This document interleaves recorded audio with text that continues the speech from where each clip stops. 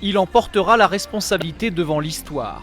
Il est 14 h à Washington hier après-midi, quand après 1 heure de discours, Donald Trump lâche cette phrase. Nous n'abandonnerons jamais, nous ne céderons jamais, cela n'arrive pas. On ne concède pas quand il y a un vol. Nous allons marcher où vous voulez, mais je pense que nous allons marcher jusqu'au Capitole. Ils sont plusieurs milliers à applaudir et beaucoup le prennent au mot. Des centaines de ses partisans se dirigent alors vers le Capitole. Et devant la faible sécurité apparente, ils investissent les marches et forcent les quelques membres de la police à reculer. L'assaut du Capitole commence, il ne s'arrêtera plus.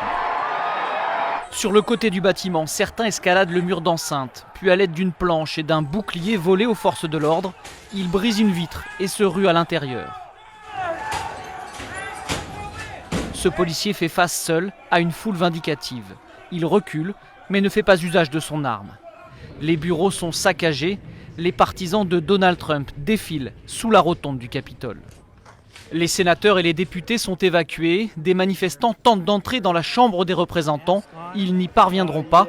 Un bruit d'armes à feu résonne alors dans la salle. Dans un autre couloir, une porte vitrée résiste aux manifestants.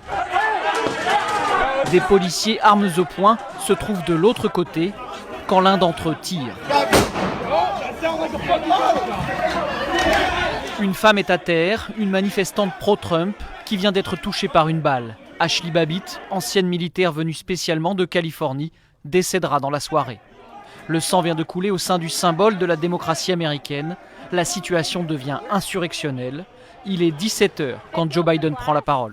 Je demande au président Trump de s'exprimer immédiatement à la télévision nationale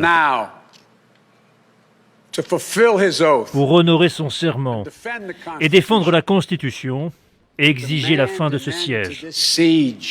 Donald Trump ne s'exprimera pas à la télévision, mais diffuse quelques minutes plus tard une vidéo sur les réseaux sociaux. Je comprends votre douleur, je sais que vous êtes heurté. Mais maintenant, vous devez rentrer chez vous. Nous devons avoir la paix, nous devons faire régner la loi et l'ordre, nous devons respecter nos forces. Nous ne voulons pas que quelqu'un soit blessé. Il est 18 h quand la police du Capitole, aidée par des unités anti-émeutes, parvient à repousser les manifestants à l'extérieur du bâtiment. 3 autres personnes décéderont dans la soirée dans des circonstances encore floues. Puis à la tombée de la nuit, la garde nationale prend position autour du Capitole. Le calme revient à Washington après 4 heures d'un déchaînement de violence qui marqueront à jamais l'histoire américaine.